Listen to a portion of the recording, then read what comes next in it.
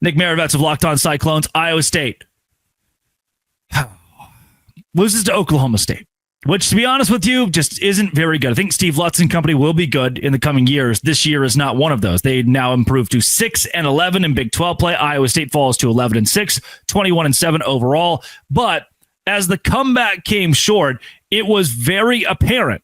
Iowa State still has some gas in the tank, but when the Cyclones aren't at full strength, this team is not what we saw in that win on the road against Texas Tech or that pummeling win at home against Kansas. This is a very different Iowa State squad. And that 4-game win streak was pretty, but all of a sudden it feels so far long in the distance.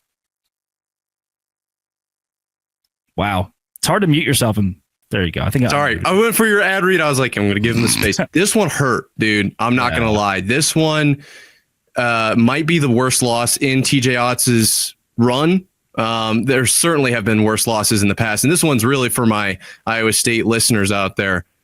This is Iowa State in a nutshell, just getting hurt this bad, and we'll bounce back and we'll have our hopes way too high and give it a couple days. But right now, I am completely torn between what could be argued as depression and also pure outrage. This is not the team that is Final Four caliber that we've talked about all season. And I'll go obviously more in depth on that when I feel like I've recovered from this. But right now, it was atrocious. And I don't know if we're here to talk just this game or if you want to talk the season as a whole, because things used to be so bright, but 18 turnovers. I mean, it was a sloppy game. And this is one of those where this is how I felt about Kansas State when they came up to Ames. It's tough to get up for a team that you're supposed to just lay it on. You're just not. It's not supposed to be close. In the Kansas State game, obviously, that was with the home, the atmosphere and everything in that as well. You're without a Keyshawn Gilbert against Oklahoma State, but you're still supposed to dominate, and it's just not there. I get it, but you can't lose this one. And now it is a question of where are we? What is going on here? Because this is not the team we've seen in the past. Looking at the stat sheet from this game and even watching it, it was, okay, Iowa State, albeit down, can come back and win because Oklahoma State is shooting 26% from three. They finished 6 for 23 on the evening. Iowa State out rebounds Oklahoma State in this game as well, but you hit the nail on the head. 24-10. The Pokes over the Cyclones when it comes to points off of turnovers. And maybe the most damning thing that I always point to, 12 for 20 for Iowa State at the free throw line. That's not going to get it done. That was what I was going to ask you. What was our conversion rate at the line? That's 8 points that you leave on the board. How much did you lose by? 6. Yeah. And obviously that's going to change the out course of the game, like how it's played out. But man, that you just can't do that. And this team had been shooting so well from the line recently. And now, obviously, you want to talk about that 4-game win streak. Those are some, I'm not going to call them bad opponents, but they're not the top of the Big 12. And we've been talking all year about how is the Big 12 down in basketball right now. And that is that is 100% because of the teams on the bottom half. And I'm not trying to take any shots here, but the top of the top this season has been very, very good in the Big 12. And so you get those 4 wins and you feel like you've built momentum. This is one after, I mean, it's just how we got to get something moving here. This is the end of the season. This is the time to get momentum. I don't know what this is about.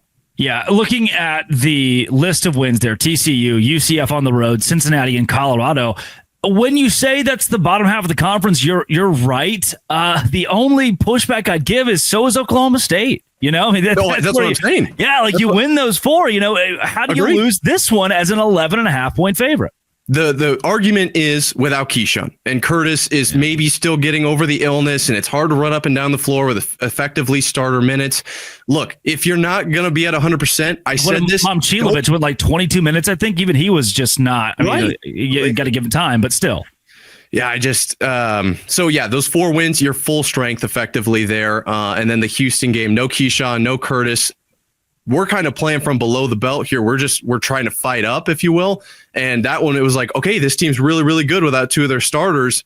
I think that's where this team plays best. And I absolutely hate that. And it feels like that's been the history of Iowa State for forever. But anytime this team has to play from a favorite position, it's tough. And so I do kind of like, with this loss, Iowa State probably falling out of the top 10. And does that hurt recruitment with the streak now snapped? Maybe. But now this team has absolutely nothing going in their favor. You don't have the home win streak. You don't have the top 10 streak.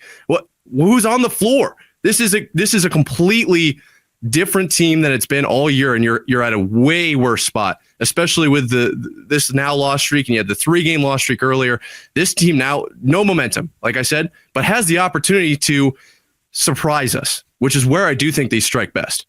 Yeah, effective blowouts against Arizona, Kansas State, and Kansas. That was now like a month ago for Iowa State in that 3-game losing stretch. And I thought at that point, things could get really bad. Mm-hmm. Then you recover, win 4 in a row, and now you've built another losing streak with Arizona, BYU, and Kansas State on the docket. Kansas State looks much more dangerous than they have all year long, and you lost to them at home by 19 points. You have to go on the road to face the Wildcats. These next two coming against top 25 opponents in the Wildcats and the Cougars, then the Wildcats of Kansas State.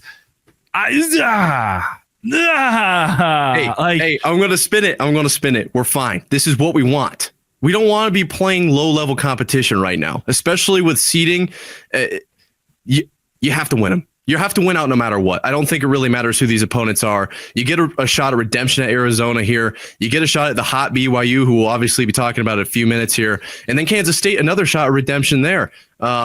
This is going to help with the momentum, the confidence that this team needs. We've seen Nate Heisey absolutely ascend to confidence levels that I don't know if I've ever been picked up by radar before. So that is a positive coming out of this game.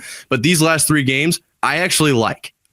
On paper, as it sits right now, it's a great opportunity for this team to build some momentum, build some confidence, much needed confidence going into the Big 12 tournament, and then therefore, obviously, the big one. I think that Iowa State could afford to lose, or probably needs to lose, their first game in the Big 12 tournament. Don't wear yourself out, especially with 7 guys contributing in the game there against Oklahoma State.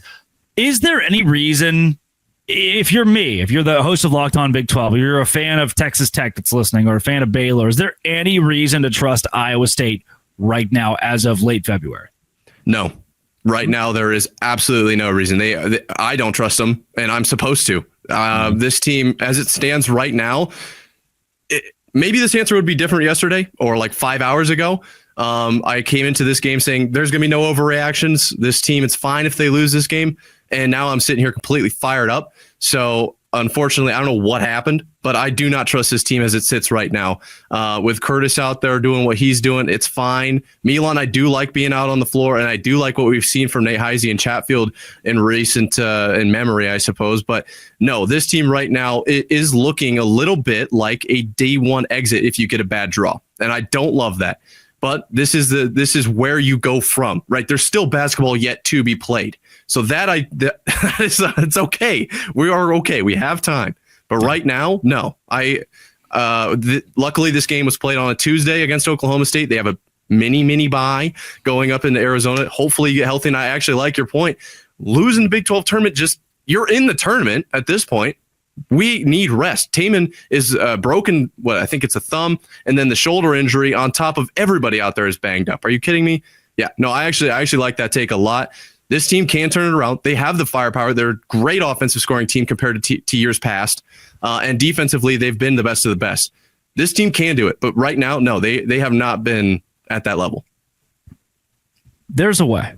These last 3 games are all 3 quad 1 games. There's a way to play yourself back on the 2 line.